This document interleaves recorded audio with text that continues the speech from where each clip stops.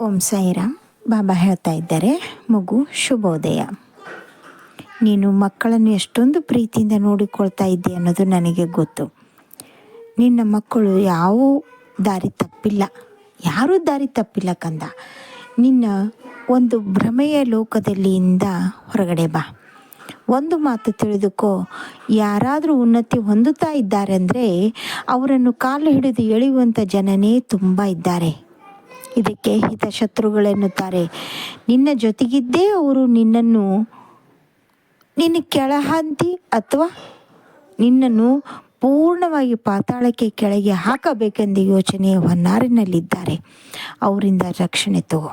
ಯಾವ ರೀತಿ ರಕ್ಷಣೆ ಕಂದ? ಏನೂ ಮಾಡಬೇಡ.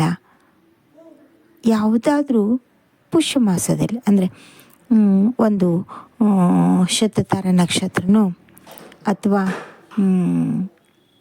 ಗುರು ಪುಷ್ಯ ಮಾಸ ನಕ್ಷತ್ರದಲ್ಲೂ ಅಥವಾ ಇನ್ನೊಂದು ಒಳ್ಳೆಯ ಮುಹೂರ್ತದಲ್ಲಿ ಅಂದರೆ ಈ ಪ್ರತಿ ತಿಂಗಳು ಬರುವಂಥ ಅಮೃತ ಸಿದ್ಧಿ ಯೋಗ, ಆ ದಿನ ನೀನು ಬಿಳಿ ಎಕ್ಕದ ಗಿಡಕ್ಕೆ ಹೋಗಿ ಗಣೇಶಜಿಯನ್ನು ನಮಸ್ಕಾರ ಮಾಡಿ, ತಂದೆ ನಮ್ಮ ಮನೆಗೆ ನಮ್ಮ ವ್ಯಾಪಾರಕ್ಕಾಗಿ ಈ ಒಂದು ಪ್ರಯೋಗ ಮಾಡ್ತಾ ಇದ್ದೇನೆ ಅಂತಂದು ಹೇಳಿ ನಮಸ್ಕಾರ ಮಾಡಿ ಬೇರನ್ನು ತಂದು ಅದು ಅರಿಶಿಣದ ನೀರಿನಲ್ಲಿ ತೊಳೆದು ಯಾರಾದರೂ ಪೂಜೆ ಕೈಂಕರ್ಯ ಮಾಡುವಂಥ ಪೂಜಾರಿ ಹತ್ರ ಹೋಗಿ 1008 ಓಂ ಗಂ ಗಣಪತಿ ನಮಃ ಅಂತ ನಮ್ಮ ಅಭಿವೃದ್ಧಿ ರಕ್ಷಣೆಗೋಸ್ಕರ ಮಂತ್ರವನ್ನು ಉಪದೇಶ ಮಾಡಿಕೊಡಿ ಅಂತ ಹೇಳಿದರೆ ಮಾಡಿಕೊಡುತ್ತಾರೆ.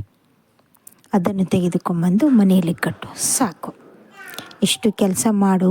ನಿನ್ನ ಹಿತಶತ್ರುಗಳು ಯಾರಿದ್ದರು, ನೇರ ನಿನ್ನ ಜೊತೆ ಹೋರಾಟ ಮಾಡುವವರು ಯಾರಿದ್ದರು, ಅವರೆಲ್ಲರೂ ಕೂಡ ಶಾಂತ ರೀತಿಯಿಂದ ವರ್ತನೆ ಮಾಡುತ್ತಾರೆ. ನಿನ್ನ ತಂಟೆಗೆ ಬರೋದಿಲ್ಲ. ಇದು ಅಂಕರು 100ಕ್ಕೆ 100 ಸತ್ಯ. ಒಂದೇ ಒಂದು ಸಲ ಏನು ಪ್ರತಿದಿನ ನೀನು ಜಪ ಮಾಡು, ಅದನ್ನು ಮಾಡು, ಇದನ್ನು ಯಾವುದೂ ಬೇಡ ಕಂದ. ಇದನ್ನೊಂದು ಮಾಡುತ್ತಾ ಬಾ. ಯಾಕೆಂದರೆ ನಮ್ಮಲ್ಲಿರುವಂಥ ಹಿತಶತ್ರುಗಳೇ ನಮಗೆ ಬೆನ್ನಿಗೆ ಚೂರಿ. ಅವರು ಬೇರೆ ಯಾರೂ ಅಲ್ಲ, ನಿನ್ನ ಹಿತೈಷಿಗಳು, ನಿನ್ನ ಸ್ನೇಹಿತರು, ನಿನ್ನ ಬಂಧು ಬಾಂಧವರೇ. ಅರ್ಥ ಆಯ್ತಲ್ಲ ಯಾರ ಬಗ್ಗೆ ಹೇಳ್ತಾ ಇದ್ದೇನೆ ಅಂತ?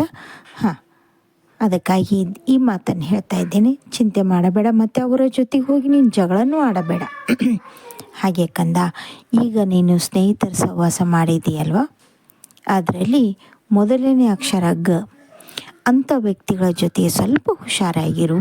ಪೂರ್ಣವಾಗಿ ಅವರು ಕೆಟ್ಟವರು ಅಂತ ನಾನು ಹೇಳ್ತಾ ಇಲ್ಲ, ಆದರೆ ನಿನ್ನ ಏಳಿಗೆ, ನಿನ್ನ ಉನ್ನತಿಯನ್ನು ನೋಡಿ ಅವರಿಗೆ ಒಂದು ರೀತಿ ಈರ್ಷೆ ಆಗ್ತಾಯಿದೆ, ಜಲಸ ಆಗ್ತಾಯಿದೆ. ಅದರಿಂದ ನಿನಗೆ ಬೇಡವಾದ ಕರ್ಮಗಳೇ ಬರುತ್ತದೆ ಹೊರತು ಒಳ್ಳೆಯದಂಕರೂ ಇಲ್ಲ. ಹಾಗಾಗಿ ಹೇಳ್ತಾ ಇದ್ದೇನೆ. ಹಾಗೆಯೇ ಮನೆಯಲ್ಲಿ ಪೂಜೆ ಕೈಂಕರ್ಯಗಳು ಯಾಕೂ ಕಡಿಮೆ ಆಗ್ತಾ ಇದೆ ಅಂತ ಅನ್ನಿಸ್ತಾ ಇದೆ ನಿನಗೆ, ಮೊದಲು ಮಾಡಿಸಿಕೊ. ವರ್ಷದಲ್ಲಿ ಒಂದು ಸಲ ಗಣಹೋಮ ಮಾಡಿಸು. ತುಂಬ ಒಳ್ಳೆಯದಾಗುತ್ತದೆ, ಒಳ್ಳೆಯದೇ ಆಗುತ್ತದೆ.